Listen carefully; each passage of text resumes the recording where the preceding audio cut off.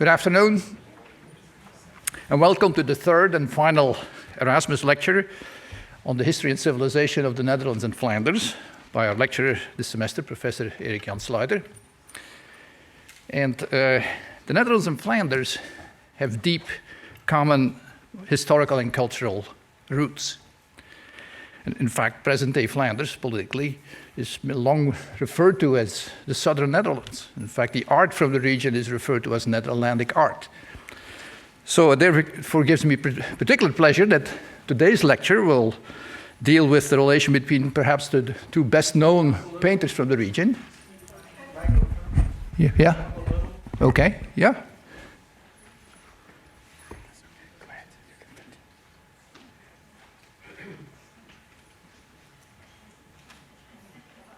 All right, is this better? Yes. Thank you for pointing it out. So it gives me particular pleasure that today's lecture will deal with perhaps the two best-known painters from the region, Rembrandt and Rubens, working in the two great cities of the region, Amsterdam and Antwerp. And I'm delighted with the turnout we've had on these three lectures, and I want to use this moment here to thank Professor Sluijter for his visit and for preparing these three magnificent lectures. For the introduction now, I call on Dr. Cassandra Albenson, who is the curator of European art at the museums here. Cassandra.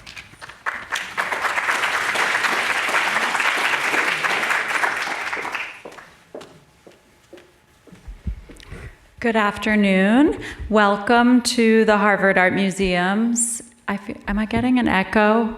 Or am I okay? Okay, great. Welcome on behalf of all the staff here to the third of a three-part lecture series on art and competition in the Dutch Golden Age that will be delivered by Professor Jan Sluijter.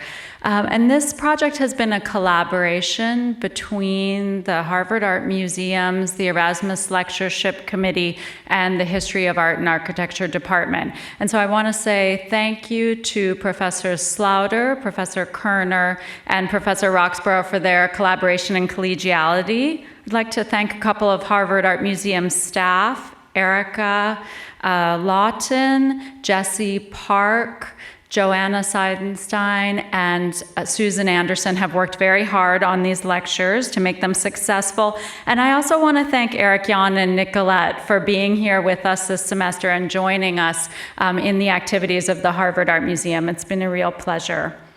Jan Sluijter is one of the foremost scholars of Dutch Golden Age painting, and he has had a position. He's an emeritus professor from the University of Amsterdam, but he got his PhD at the University of Leiden, taught there for many years, and also had for about a decade a position as a visiting scholar at the Institute of Fine Arts in New York. So he got to know many American scholars of this period during that time. Jan Sluijter has published extensively on Dutch Golden Age painting, and he has a fantastic website where you can look at all of his publications and see them there. But one of the things that I've sensed in meeting Jan and also organizing these lectures is what a fantastic teacher he is. And one of the pleasures has been to meet some of his former students who've been able to come actually from quite long distances sometimes to see him speak here at Harvard. And during this semester, Jan is continuing the tradition of pedagogy that he's really been known for by teaching a class for Harvard students this semester. The class that Jan is teaching is on Rembrandt and his competitors, and the lecture series, the course, is part of a menu of activities that we're undertaking here at Harvard this year in 2019 to mark the 350th anniversary of Rembrandt's death. So we'll also be putting on a display of works on paper by Rembrandt up in our Dutch and Flemish galleries this summer. And our beautiful painting, A Head of an Old Man, which you can see upstairs in the galleries, will be going to an exhibition in the Netherlands and an exhibition in the United Kingdom. And in planning for that, we're undertaking technical analysis and studying that painting more and studying our holdings of Rembrandt and his school more. So Eric Jan is going to be delivering a lecture today titled Rivals in Rendering Horror, Rembrandt, Rubens, and Tragedy. Let me welcome him to the podium, and I'm really looking forward to this.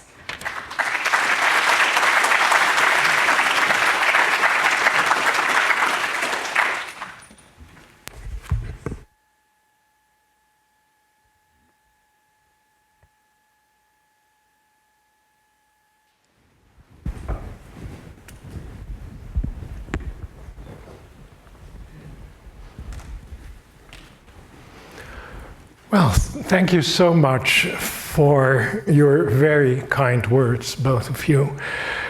It's such a great honor to have been invited to present these three very prestigious lectures, and I hope I can live up a bit to the expectations. Last week, the point of departure of my lecture was an exhibition.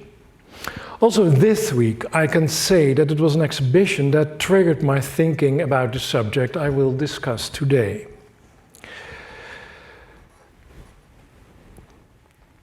Exhibitions and their catalogues are, in fact, of crucial importance, both as platforms and as a stimulus for scholarly research. I've always profited immensely from doing research and writing essays for exhibition catalogues, and from being stimulated by discussions elicited by exhibitions. In this case, it was a small but highly stimulating exhibition around the Prometheus by Rubens in the Philadelphia Museum of Art in the fall of 2015. The curator, Christopher Atkins, wrote a marvelous little book, you see it here, accompanying the exhibition, in which he discussed almost every conceivable aspect of Rubens' painting. And if you confront a Dutch art historian with an exhaustive discussion of and a display around a work by Rubens, you can be certain that he or she will start thinking about Rembrandt. And in the case of Rubens' Prometheus, his or her thoughts will undoubtedly turn to Rembrandt's Blinding of Samson. Now I should emphasize that seeing a connection between the two paintings and demonstrating that Rembrandt must have known Rubens' composition is certainly not new. Several other art historians have pointed this out, and it has even been refuted. But I think that there are still new things to say about the way in which these two great works, these two great paintings are related to each other, and to several other renowned works in the history of art. As Christopher Atkins rightly stated, more than in any other of his works, Rubens demonstrated in this painting the ideal of a synthesis of Venetian painting and the art of Florence and Rome. As a response to the ongoing discussion about the merits of the Venetian colore, that is, thinking about painting and conceiving paintings through, in terms of color, light and shadow, and on the other hand, the Florentine Roman disegno, thinking and conceiving in terms of line and contour, to say it simply. Only a few years after his return to Antwerp, Rubens showcased with this work his superior position among the greatest artists of Europe. Not only showing his immense skills as an artist and his ideas about art, but especially demonstrating how he forged out of his Italian experience a staggeringly novel aesthetic that was entirely his own.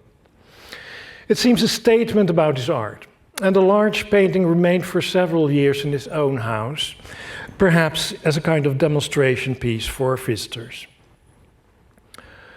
Among Italian painters, it was in the 16th and 17th century a commonplace that artists from the Low Countries were poor in painting figures, but were proficient in imitating nature, and especially good in painting landscapes. Karel van Mander repeated this stereotype several times in his Schilderboek of 1604, quoting also the saying that the Italians use their brains, while, and I quote, the Netherlandish painter has ingenuity in his hand. Therefore, Van Mander urged Netherlandish artists to do the utmost to belie this opinion of the Italians. And indeed, some northern artists had already done their best to denounce the Italian clichés, with the result that Michael Coxey and Frans Flores in Brussels and in Antwerp, and Maarten van Heemskerk, Cornelis Cornelissen van Haarlem, and Hendrik Goltzius in Haarlem had set themselves with great zeal in depicting figures in the most complicated and exaggerated actions to demonstrate their skills in this regard. Preferably also in prints, so that they could show off their virtuosity before an international public of connoisseurs. Perhaps because of this Italian cliché, Netherlandish painters were all the more stimulated to refute such notions. The ultimate victory seems to be that the two painters, recognized throughout history as being unrivaled in portraying emotions and passions, which had to be expressed through the depiction of the human body, were from the Low Countries, Rubens and Rembrandt. These two great painters had entirely different notions of how to do so. But they did have things in common. Both Rubens' Rembrandt thinking about art was steeped in humanist notions on rhetoric and poetics. Though I should quickly add that Rembrandt was not at all the learned man that Rubens was. Even so, he was quite well acquainted with concepts from rhetoric, the poetics of tragedy and art literature, albeit on a quite basic level, I think. Not from his own readings, like Rubens, Rembrandt was not a great reader, I think, but from discussions with more learned admirers. These notions implied that history painting was considered to have similar functions as poetry, and in particular tragedy. Its main goal being to move, delight, and teach, which meant in this particular period a strong emphasis on moving the audience and evoking empathy, especially through horror, pity, and compassion, through which in the end the viewer should gain knowledge about life. It also meant that both painters were extremely ambitious as artists, aspiring to rival the greatest in their profession, as well as competing as painters with dramatic poetry. Remarkably, more than in Italy, in the Netherlands it were not the painters, but the poets and playwrights who often articulated the kinship between dramatic poetry and painting. And especially the great Dutch poet Vondel did so, who even stated that for the final scene of one of his plays, he, and I quote, tried to follow with words the painter's colors, drawings, and rendering of the passions as closely as possible, end quote. Which is in fact the opposite of the conventional way of thinking about the relation between the two arts. The capacity of both tragedy and painting to move the beholder by way of visual representation was deemed a fundamental similarity, and I will return to this shortly. First, back to Prometheus. Rubens employed many pictorial sources in fabulous ways. Rubens knew well Michelangelo's drawing, probably the original, but certainly also the print of the giant Titius, whose entrails are forever being devoured by a vulture, and in depictions the vulture is typically replaced by an eagle. And in Titius' case, this was a punishment for trying to violate Latona, the mother of Diana and Apollo. The figure type, the proportions of the muscular giant, and much of the attitude are consciously Michelangelesque. But he also turned to Michelangelo's source, the Laocoon, which had been unearthed in 1506 and which impacted the 16th and 17th century art in ways that can hardly be overstated. The Laocoon changed the understanding about the effects of the visualization of pain and suffering, and of strong emotional response it could evoke in the viewer. It became the example of how to depict pain and suffering through movement of the muscles in limbs and faces. Rubens made several beautiful drawings of the Laocoon. and used motifs from it throughout his career for the expression of intense suffering to arouse fear or compassion in the viewer. But he never exaggerated the violent expression of pain. He rather restrained it, depending on the character of the protagonist, Christ's suffering being, of course, the ultimate exemplum doloris. It's characteristic that Rubens depicts, for instance, Christ on the cross at the moment of acceptance, thus emphasizing his divine nature. Father, into thy hands I commend my spirit. While Rembrandt, knowing the print after Rubens' work very well and eliminating any reference to heroic classical beauty, shows Christ in his most human moments of misery and fear. My God, why hast thou forsaken me? And this is just to give you an indication of how different these two artists are. But back to Prometheus. Rubens' main incentive to choose this subject would have been the overpowering painting of Titius by Titian, which was part of a series of the Four Sinners, later named Las Furias. These were Titius, Sisyphus, Ixion, and Tantalus. This series functioned as a political allegory and showed the remorseless punishment of those who defied the highest authority, thus referring to the authority of the Habsburg Emperor Charles IV. This painting had been Titian's most direct interaction with a work by Michelangelo, like Rubens. Like Rubens after him, Titian consciously competed with both Michelangelo's composition as well as the Laocoon. And it was through Titian's painting that this theme became for many artists, and especially Italian artists, the artistic challenge of complex foreshortening and of extreme expression of pathos.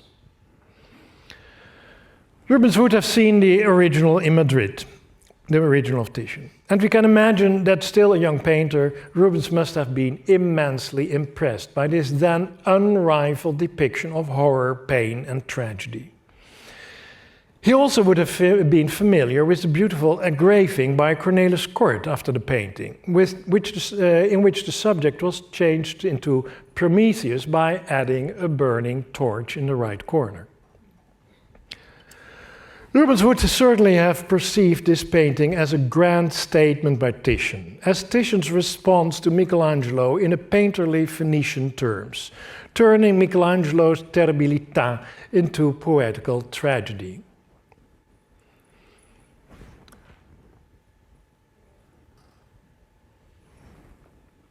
But for the learned Rubens, it was of importance to be in dialogue with the great painters and poets of antiquity, though he would always emphasize modestly that he and his contemporaries would never be able to equal the ancients, let alone surpass them, which, as we will see, is the opposite of Rembrandt's attitude towards antiquity.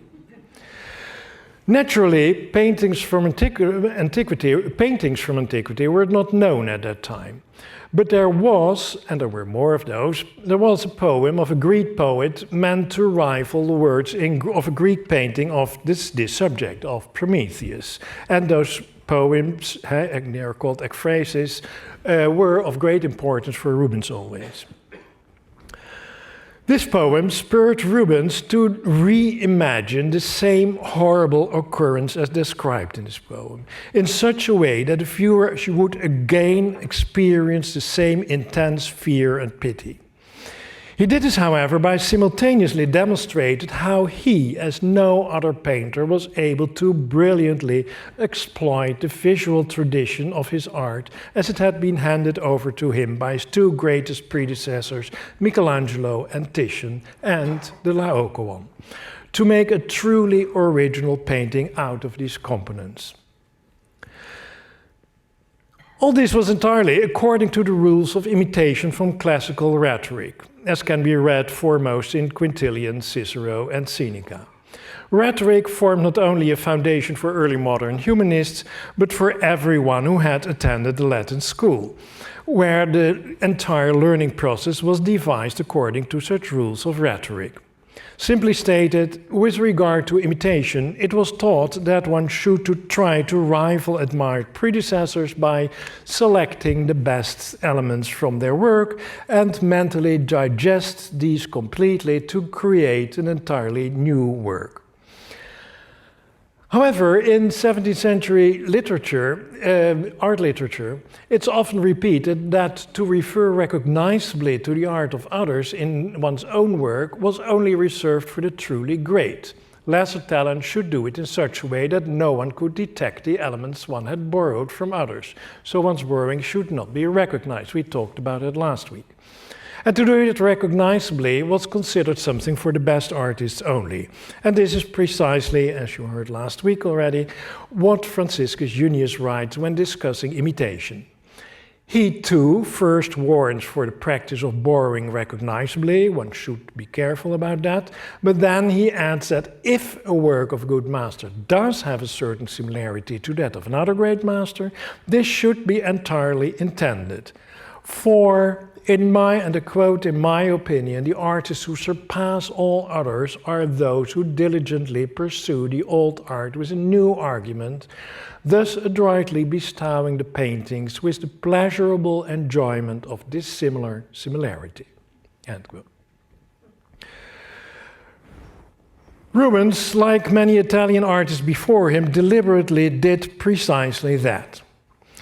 The violent but complex movement of Prometheus' body with its rippling muscles and soft lifelike flesh, and the majestic eagle, painted by the way by his friend and specialist in animals Frans Snijders, this majestic eagle with its huge spread wings attacking in a lashing counter movement out of the dark background, its body repeated the revolving flow of Prometheus' body, makes Michelangelo's Titius look static and Titian's Titius less spectacular.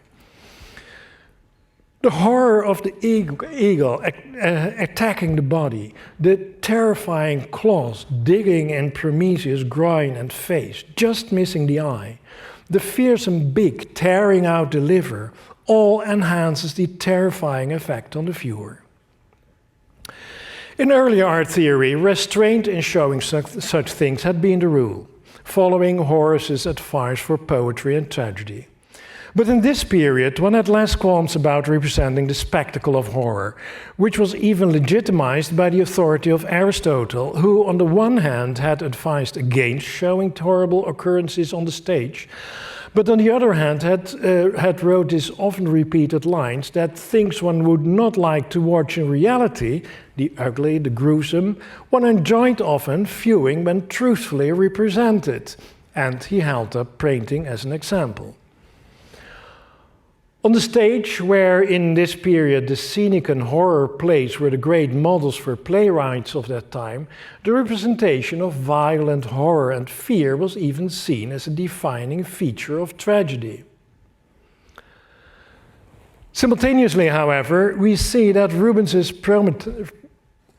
Prometheus, though his lips are parted, is not screaming of pain. Unlike the most other depictions of Prometheus and Titius. Rubens' Prometheus isn't depicted as an example of a hero enduring insufferable pain, submitting to divine judgment, which is entirely in accords to the neo-Stoic ideal of which Rubens was an enthusiastic adherent. And at the same time, it's an image of intense grace and beauty, as if to underline Aristotle's words that we enjoy looking at the representation of things we would not like to see in reality. For Rubens, it was self-evident that grace and vehemence, grâce et véhémence, as he self-writes, should always go together, as appears from a letter to Sir Dudley Carleton, the English ambassador in The Hague, who owned by that time the Prometheus. He was the owner at that period.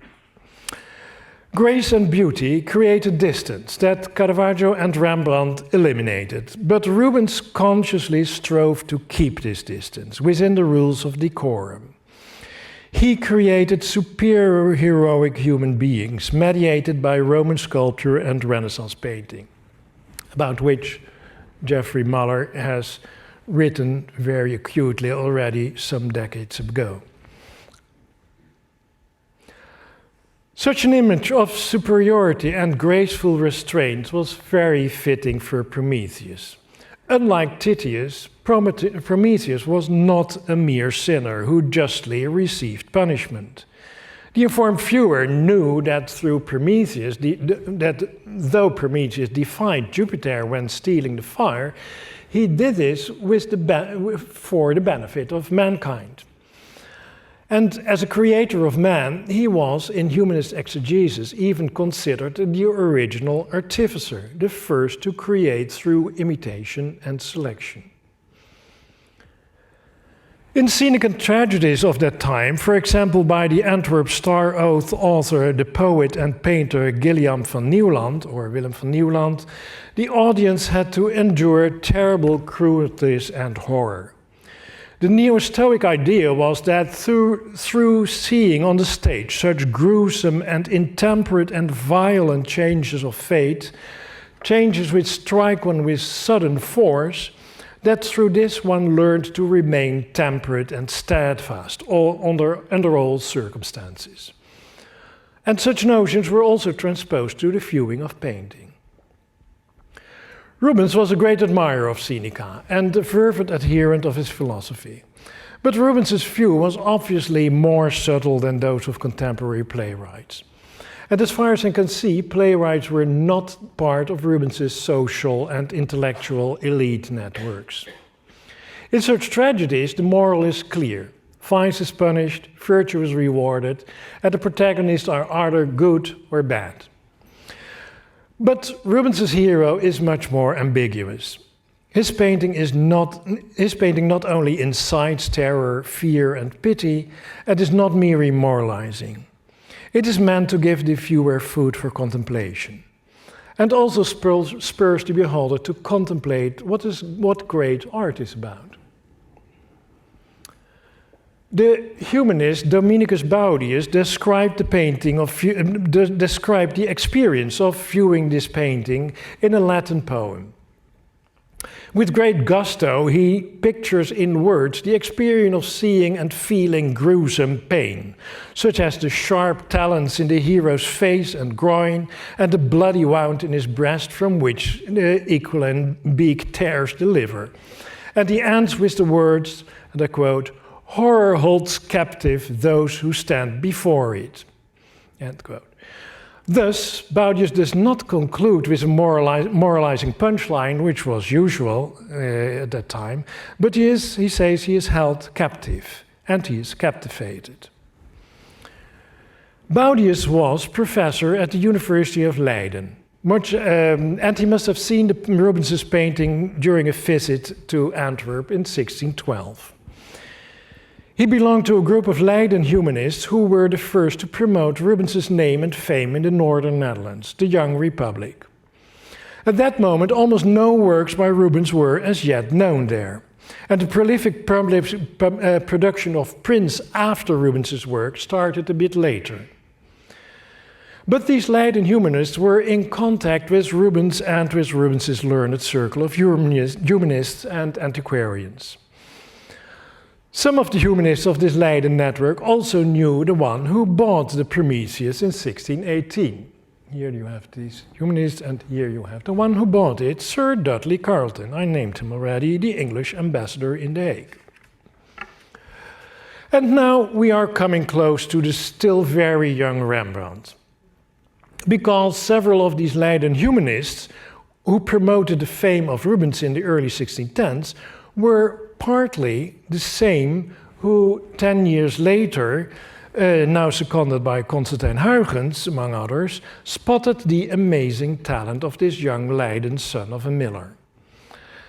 Still at a very young age, around 1624, 1625, so when he was 18, 19, Rembrandt must have visited the collection of Sir Dudley Carleton, of whom we know that he allowed artists to admire his works of art.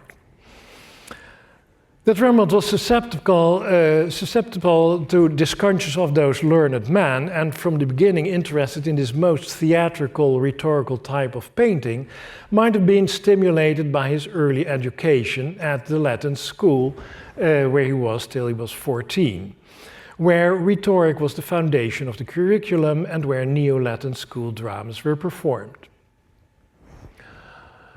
Close to Carleton was Constantijn Huygens. Well known is how Huygens recognized young Rembrandt's exceptional capacities in rendering the passions and admired the great intensity with which Rembrandt strove to achieve his goals. Huygens' beautiful description of Rembrandt's rendering of the figure of Judas makes clear that this figure, contorted in pitiful hideousness, as he writes, is entirely different from anything he has ever seen before. And this leads him even to the conclusion that this young man has surpassed all the Italians and all the artists from antiquity. And I quote, "This I compare with all the beauty that has been produced through the ages. This should be a lesson for all those nitwits who say that nothing is being created or expressed nowadays that has not been already done before in antiquity," because that was the general idea. Thus, Huygens appears to consider the art of the young Rembrandt as the decisive Dutch answer to the achievements of the Italians and the ancients. Huygens must have been an awe-inspiring figure for Rembrandt, for the young Rembrandt, and it would have been of great importance that in Huygens' view, in great contrast to Rubens' view, the ancients had been far surpassed by the contemporaries, by the moderns. Huygens was of the opinion that the classical rules of rhetoric and poetics, and for him this also holds true for painting, should not be considered as strict guidelines, because only natural talent was of decisive importance. What really counted was the naturalness of moving and the convincing effect of the naturalness of the effect on the audience. In terms of paintings, this meant that not the forms and the concepts of antiquity were the venerated examples to emulate, but artists like Titian and Rubens, who had, in Huygens' view, far surpassed the ancients already. All this must have made a great impact, have had a great impact on Rembrandt's early development, a development that is not to be compared to any other Dutch artist of that time. For Rembrandt, every painting was a new experiment, in which his search for the meeste en de natuureelste bewegelijkheid, the strongest and the most natural motion and emotion, was paramount. And these were his own words, which he used when describing what he had been aspiring to in a letter to Constantijn Huygens, which accompanied these two paintings made for the stadtholder Frederick Henry. From early on, Rembrandt actively promoted the image of being the master of the leidingen des gemoeds, the master of the passions of the soul, as his pupil van Hoogstraten called him.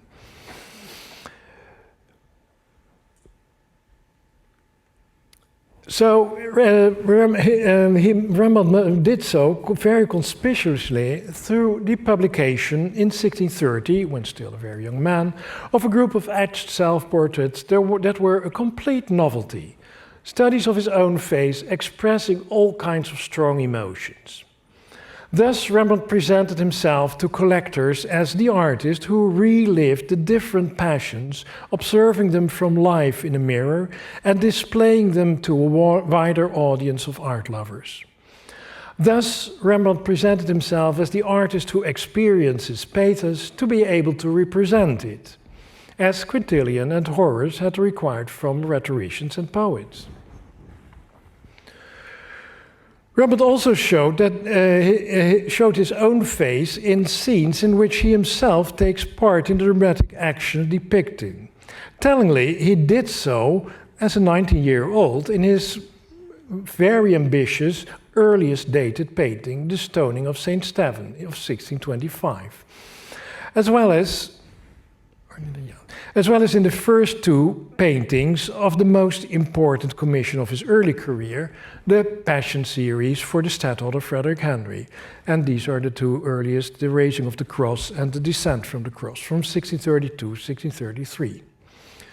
Thus, he broadcasted himself as the artist who is deeply engaged in portraying the passions, imagining the experience to be able to represent them with the greatest degree of verisimilitude.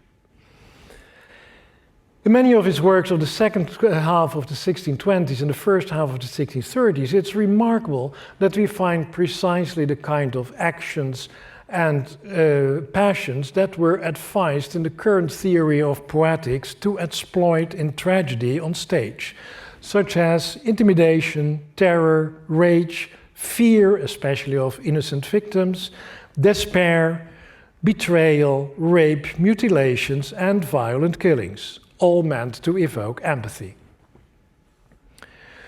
What we see in such paintings is een ogenblikkige beweging, as Rembrandt's pupil Samuel van Hoogstraten called it in his treatise.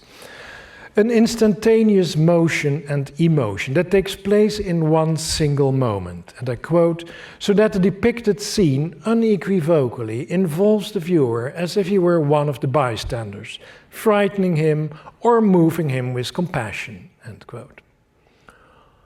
All this is in line with the characteristics of the Senecan dramatic practice in the many tragedies performed on the Amsterdam stage between 1610 and 1650. Such tragedies, and here you see the title print of the box office hit of the 17th century Amsterdam, such tragedies shows an alterations of violent passions through disastrous reversals of fate that are meant to hit the audience with force. These plays abound with the most gruesome deeds, horrible murders, rapes, pulling out of tongues, gouging out eyes, etc. Thus, horror was much appreciated in the theatre of that time. Remarkably, we find little of that reflected in history painting of that time. From the top-ranked painters in Amsterdam, it was in fact only Rembrandt who elaborated for a short time on this theatrical preference. In the same period, it was Rubens with whom Rembrandt continually felt the need to compete.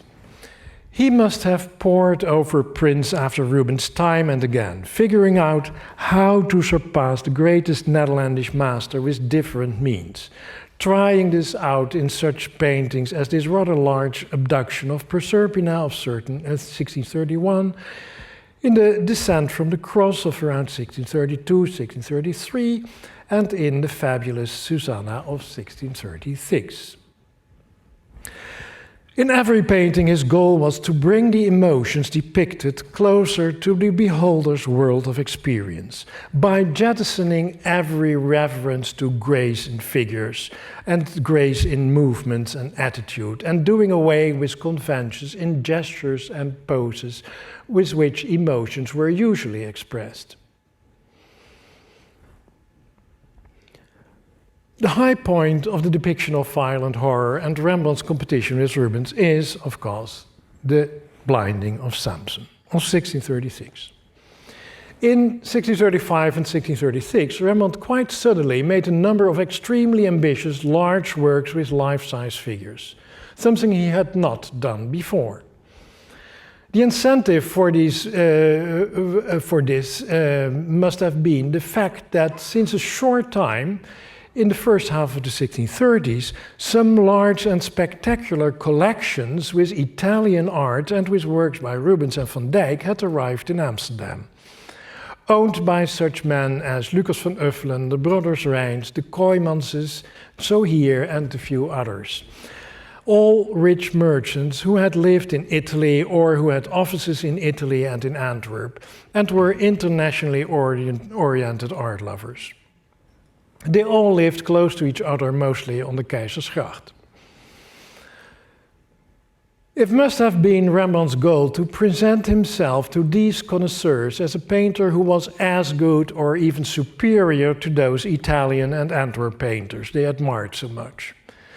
The Blinding of Samson, which still was in Rembrandt's studio a few years later, might have been, as was the case probably with the Prometheus for Rubens, as a kind of demonstration piece to show visitors his amazing capacities as a history painter. Rembrandt was undoubtedly aware that Rubens's painting, in his turn, was made in rivalry with Titian's composition, which would have made it all the more challenging for him to demonstrate what he was able to do with the same material. Rembrandt chose for this painting a subject that had never been depicted before. It's the next stage of the moment that Rubens had depicted in a composition that was made famous through Jacob Matham's engraving, a well-known engraving also to Rembrandt, and with which Rembrandt had experimented a few years earlier already. In Rubens's work, the soldiers were standing threateningly in the open doorway, ready to rush in towards Samson.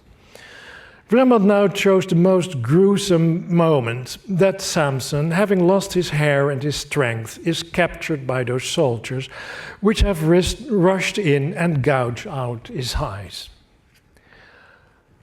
Thus, he replaced Rubens's mythological hero with a biblical one. In 17th century Dutch texts, both in homilies and in theater plays made of the Samson story, the gouging of Samson's eyes is always described as a punishment for Samson's moral blindness. Because Samson was not able to withstand the deceitful woman's seduction, being aroused by what was considered in that time as the highest but also the most dangerous of senses, the sense of sight. The Calvinist preacher Teylink, for example, wrote, and I quote, "Samson had with his impure eyes succumbed to lascivious lust. Therefore God has his eye justly gouged." Quite severe, I would think. One can imagine that precisely this punishment, being blinded, is the greatest horror a painter like Rembrandt could think of. And the result is the most gruesome and the most violent painting in his career and also in Dutch art. Simultaneously, it's a breathtaking contest with the greatest master of pathos, Rubens and Titian, but also, as we will see, with Caravaggio and Ribera. First, Rubens. It's immediately clear that Rembrandt's primary goal was to carefully imitate Rubens's ordinantie, the disposition, as the ordinantie it was that called at that time, which is the arrangement of figures and objects as imagined in space. One always thought at that time in terms of spatial arrangement, not arrangement on the flat picture plane as we tend to do. So that's why I like to use the term of the time, ordinantie. We see this creative imitation of this ordinantie in the way the figure falls backwards, had the body cutting through space in a diagonal movement towards the viewer. Rembrandt replaced the movement of the eagle swooping down from the upper right out of the dark background by soldiers throwing themselves upon Samson. The fabulous movement of Delilah running out with Samson's hair in one hand and a scissor in the other counters that of the falling Samson and parallels the wings of the eagle and the tree behind it that follow the movement of Prometheus' body into depth. While fleeing, Delilah turns around to see the bloodbath she has caused. Her eyelids just catching a touch of light to heighten the drama. She now realizes in full force the crime she has perpetrated.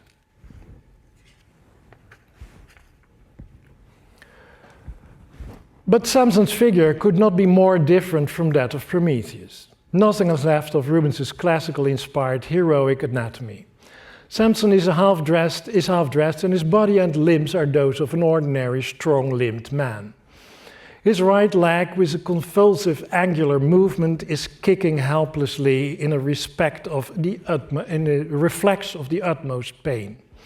And the ugly foot with clenched toes replaces Rubens's flowing movement and beautiful foot. However, the most gruesome detail is, of course, the soldier jamming a Japanese kris into Samson's eye, and the blood spouting out. I cannot spare you this detail. Why did Rembrandt think of such a horrible and unusual thing to depict, as blood splashing around, which is the most shocking and shockingly atrocious image of physical violence possible?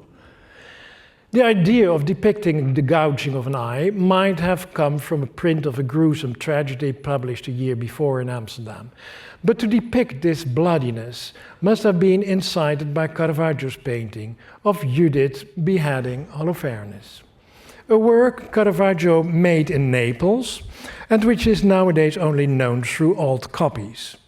Recently, a new version has turned up that is going to be auctioned as the original soon, but I think it's also a copy.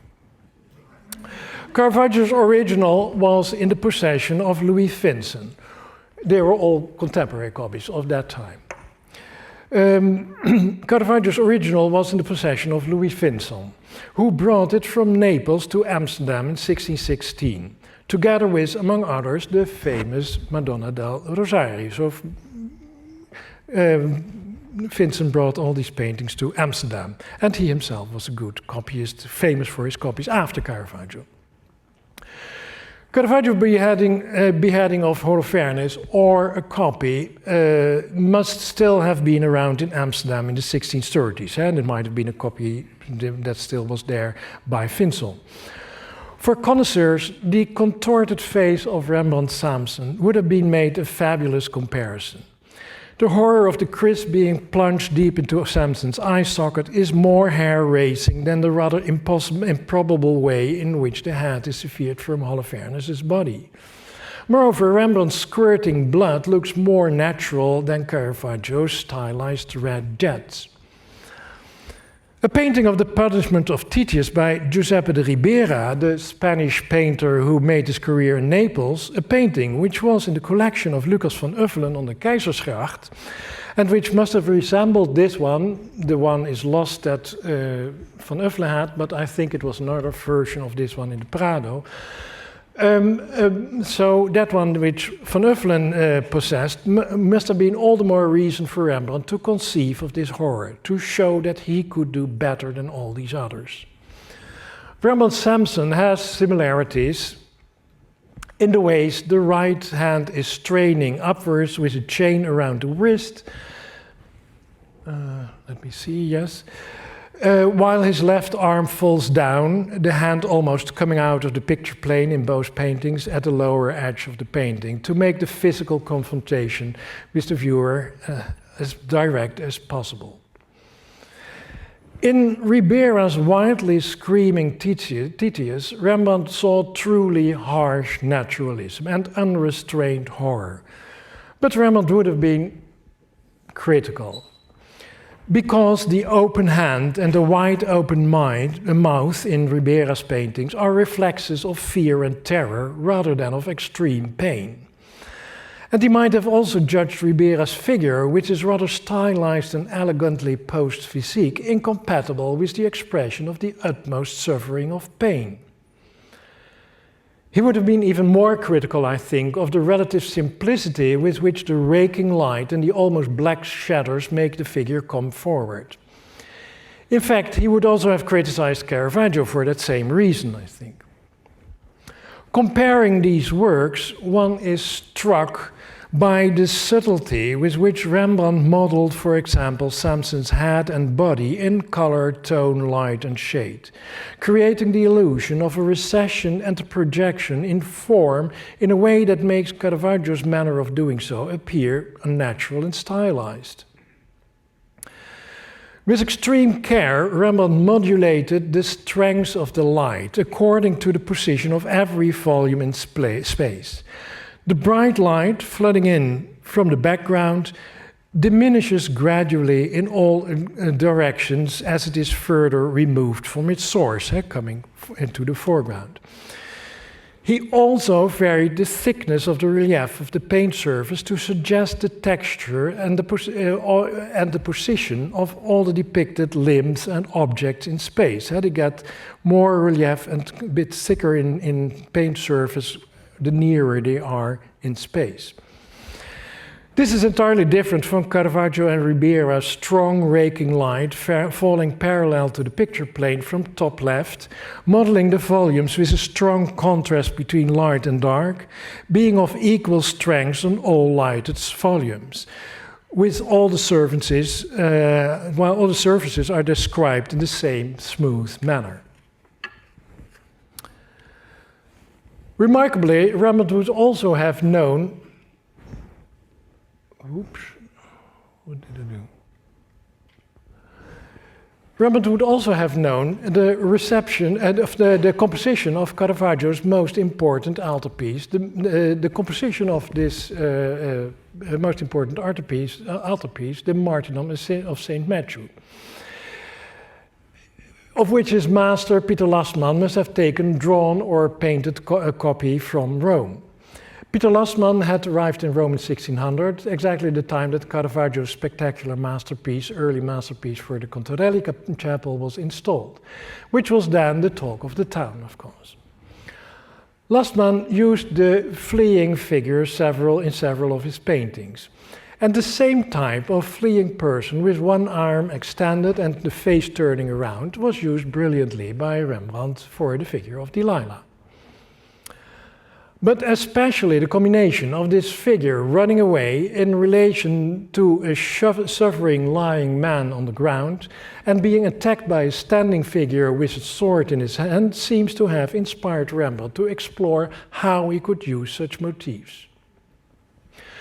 Rembrandt, being a truly great connoisseur of prints, would even have realized that the main configuration of Caravaggio's famous masterpiece, the fallen victim, the killing murderer, the fleeing figure, had been inspired by the first model of truly violent and gruesome pathos, Titian's large painting of the Martyrdom of Saint Matthew. The Martyrdom of Saint Peter Martyr, sorry. A work that had a huge emotional impact on the viewer at that time, as we know, and of which engravings also existed. And as you see, fallen victim, killing murderer, fleeing figure. And in fact, this soldier threatening with his long weapon and with his back turned towards the viewer in Rembrandt's painting comes quite close to that of the murderer killing St. Peter Martyr in Titian's composition. In short, it's truly uncanny how Rembrandt knew to marshal all these elements into one fabulous painting to show off his abilities as the greatest master since Titian, Caravaggio and Rubens. His audience, such men as Lucas van Uffelen, would have understood this rivalry and greatly appreciated it, I assume at least.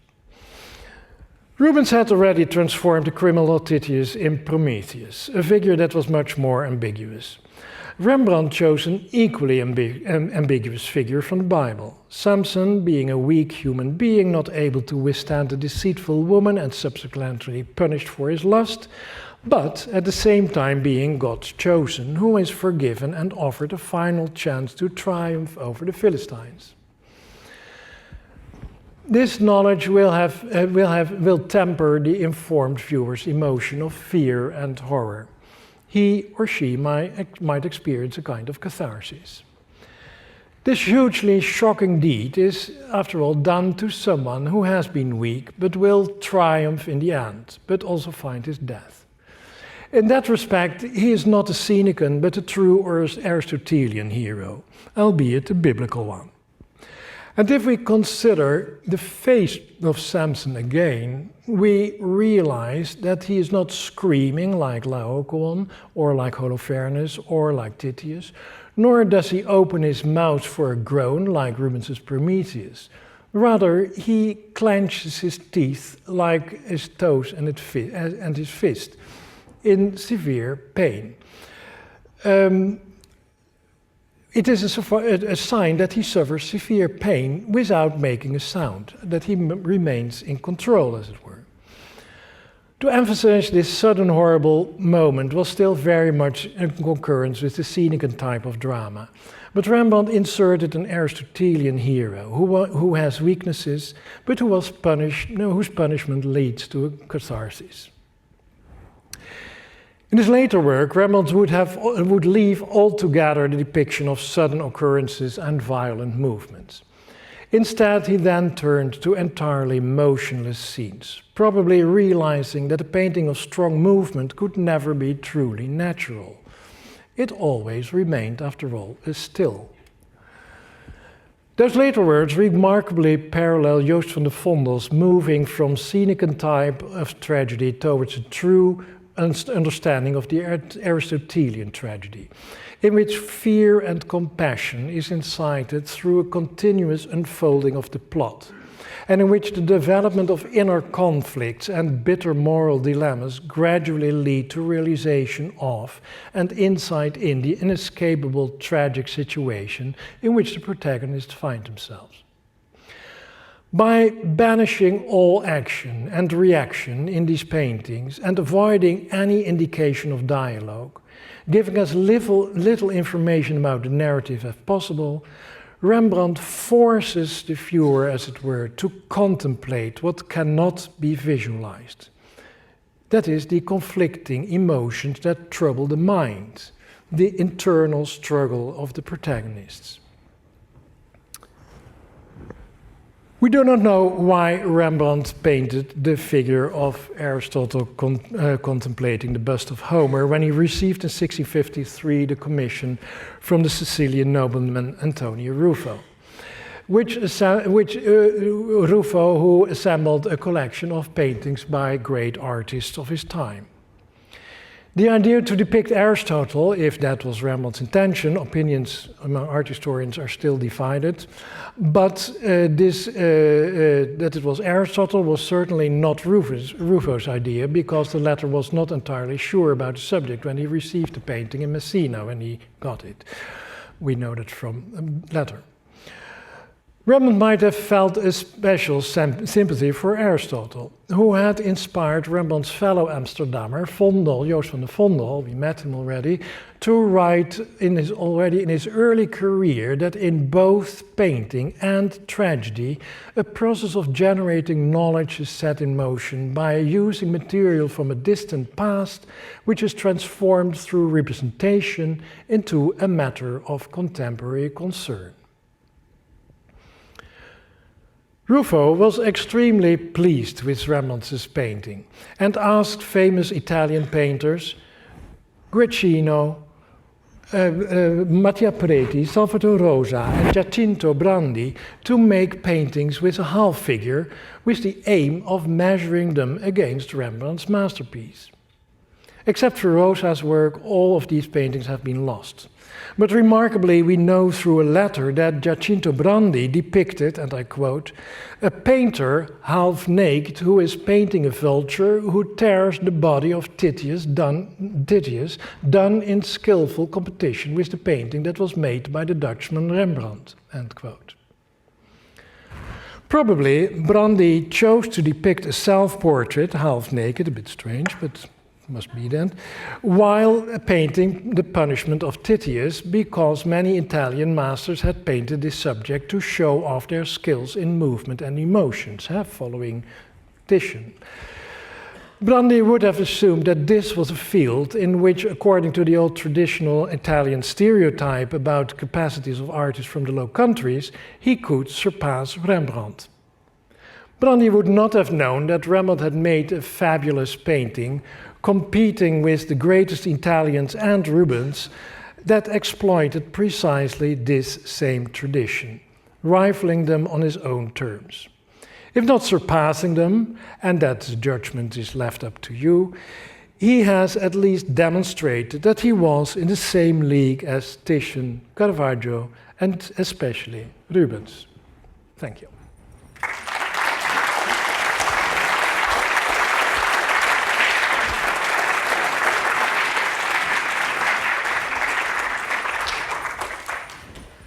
Thank you so much, Erik Jan, for that wonderful lecture. And I want to thank all of you for joining us for the program today and the last 2 Fridays as well. Thanks so much.